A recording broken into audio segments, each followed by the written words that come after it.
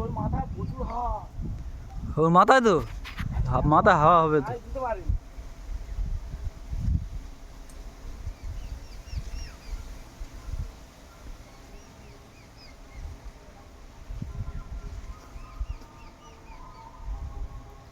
Lad ভালো দিচ্ছে না এই বাইকটা। দেখেছিস অমিত বলতেছিল, সেই সময় দেখেন হ্যাঁ বলতেছিল রে।